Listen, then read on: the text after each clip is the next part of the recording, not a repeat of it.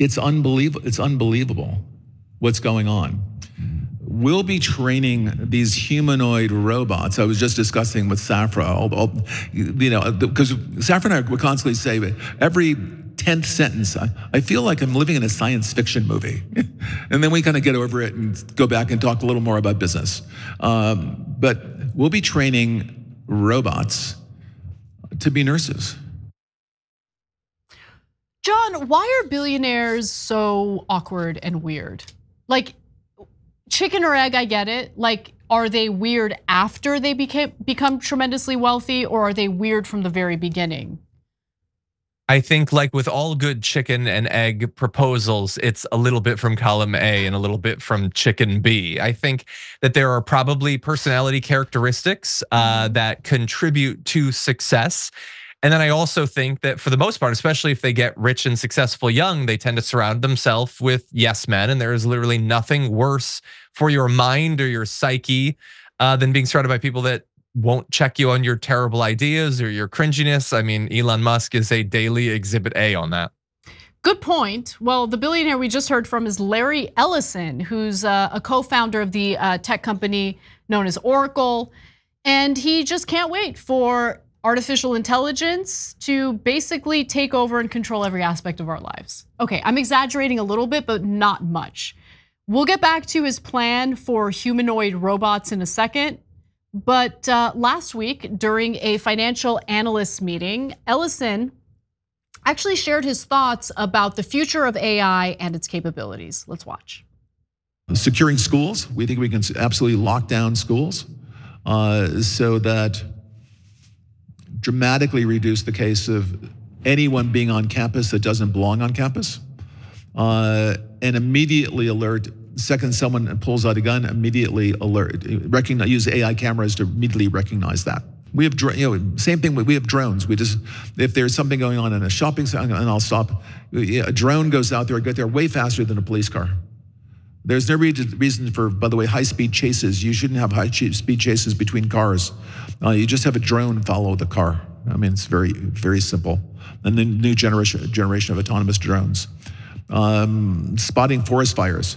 A drone spots the forest fire, and the drone then drops down and looks around to see if there's a human being near that heat bloom, and someone else either had an unattended campfire that caught fire, or it's arson.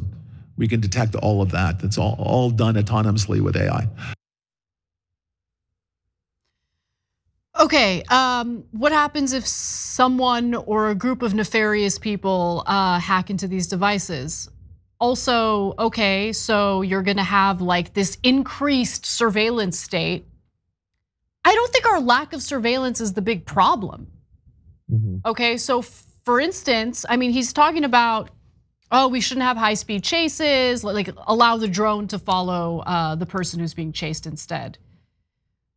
Okay, but the reason why you have the police chasing the person is because there's concern that that person is going to cause real harm to other people. I don't think our problem is that we have a lack of surveillance. Like, I don't think that's the issue here. But he thinks that AI generated or AI powered surveillance is going to be a great way of keeping us all safe and improving society. And maybe he's right, John. What do you think? Yeah, for a lot of this, again, AI is being used in only the broadest possible sense. Very little of this has anything to do with generative AI at all. Some of those ideas are not terrible. I think that having, surveillance for wildfires could potentially help. I mean, it's sort of similar to, you can watch for forest fires with satellites. I mean, you could have planes doing that too. A lot of this is not as original as they think it is. And then, as you sort of began to point out, there's some great follow-up questions to this that I'm not sure they've really thought through. So yeah, you can follow them with a drone, like if they're in a car, that's good. Yeah, but then what can the drone do about it? Yeah, I want to know what he wants the drone to do about it. What is it? And then he also threw out so no one will be in a campus with a gun or what. Again, the issue isn't knowing someone pulled out a gun on the campus. Exactly. Generally, you find out about that pretty quickly once they've pulled the gun out. It's them having the gun in the first place, which they shouldn't have. But then for the mall, he's like, you can send a drone much faster than police. And then what does the drone do? Because you're implying it takes out the shooter. Are you implying that this drone is killing people? Because that's kind of what we've all been trying to avoid. You seem to be jump-starting the ability of these autonomous robots to begin murdering people. Yeah, and the overuse of Botox makes it even creepier than it needs to be, right? Like, let's keep it real. I didn't notice that. We're all thinking it. We're all thinking it, okay? Even the AI is thinking it. The AI is thinking it. The AI surveilled his face and said, that's too much Botox, bro. Simmer it down, calm down a little bit. All right, sorry, that was, you know what? I shouldn't have said that. That was beneath me, and I apologize. You're ridiculous. All right, he got a little, let's go to the next clip. All right, let's hear more of what he has to say, because who knows, maybe he clarifies some of the questions that we have. Remember this terrible case in Memphis where the 5 police officers basically beat to death another citizen in Memphis? Well, that can't happen because it would be on TV. It'd be on TV at headquarters. Everyone would see it. Your body cams will be transmitting that. The police will be on their best behavior because we're constantly recording, watching and recording everything that's going on. Citizens will be on their best behavior because we're constantly recording and reporting everything that's going on. Our body cameras are simply lenses, two lenses attached to your vest, attached to the smartphone that you're wearing. By the way, and the camera's always on. You don't turn it on and off. And by the way you turn it on, you can't turn it on. I'm going to the bathroom. Oracle, I need 2 minutes to take a bathroom break, and we'll turn it off. The truth is, we don't really turn it off. What we do is we record it so no one can see it, but no one can get into that recording without a court order. Oh my God, John, you and I were making very similar facial expressions. That was insane. I don't know if he's noticed tell me that you can zoom out of that shot and he's sitting in a chair in a padded room. Because that was insane. Every bit of that was more insane than the part. I don't even remember the early insane parts because of but secretly we keep the bathroom video part.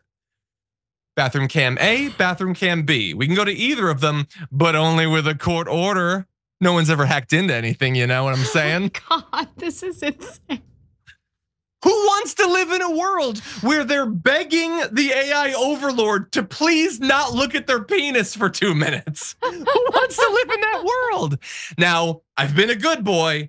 I'm about to show my butt. Please don't record this. But we will record it. But no one will see it unless we get a court order. Unless Bush Cheney are back in power, warrantless wiretapping. Am I right? My God. Good recall, good recall. So that look, that's obviously crazy. The stuff about the body cams, like, was he just woken up from a coma for the last 20 years? Well, surely cops won't do anything bad if it's on tape. You realize they're wearing cameras right now. No, he John. Thinks that it's John, you don't get it though. You don't get it. Yes, they're wearing their cameras and the footage can be viewed after the fact. But this will make it different because the footage will be transmitted in real time to the police department, where the other cops, well known for speaking out against their colleagues, will be outraged if there's, too much brutality being utilized. They'll definitely be upset about that and do something immediately. So he's a billionaire. So obviously he's a better person than me, much smarter than me. Way smarter. Okay. So the idea is that if it's live streamed, okay, then it's in the moment, another cop at headquarters will see it and will put a stop to it. Does he realize that often these beatings happen literally right next to another cop who's seeing it in real time and does nothing about it? And again, and the idea, like, that citizens will be surveilled. You realize citizens are surveilling the cops too. Often we know about these beatings because people are filming it and the cops know that and don't stop. It's like we're talking to an AI who only understands stuff on like a strictly technical, hypothetical way and has no life experience to draw, no understanding of human nature, the way things actually go. I feel like in the middle of saying what he was saying in that last clip, he realized that he sounded like an idiot. Like he had, like you could see it in his face, that frozen face. Like you could still see it. Okay. He's like, let me, you know what? I'm in too deep. Let me just keep going. Let me just keep going. And then he goes into like the court order when the bathroom break gets surveilled. This is hell that he is imagining. Yeah, it's hell. Hopefully he doesn't get to decide how surveillance gets used in the future, because this guy is like totally out of it. But this is the kind of stuff that's going through his head about AI and how it could be utilized to make our lives better. We have enough surveillance, and the surveillance actually hasn't ended up helping, like in a lot of ways. I mean, you literally have people in like different instances throughout several years reporting the would-be assassin that just got arrested over the weekend to the FBI, to Border Patrol, to the State Department. But was it live? It wasn't live, that's true. That is true. If he was just wearing a surveillance camera that transmitted his bad behavior to some government agency, then everything would be better. You see, like, doesn't it seem weird that we've ended up in a situation where the people with the most power and control over technology are those who have literally no understanding or ability to understand human nature or society? Or the technology. You know how, like, or even the technology. You know how like there will be sometimes like a civilian review board for the police or something? Yeah. Could we have like normal person review boards for tech billionaires? Where like Elon Musk isn't allowed to tell an actual engineer to invent anything that a normal person hasn't okayed because he doesn't understand how people work and can't. I think it's really weird how our society functions. You know, John, some would call that the free market. Although it doesn't always work out that way.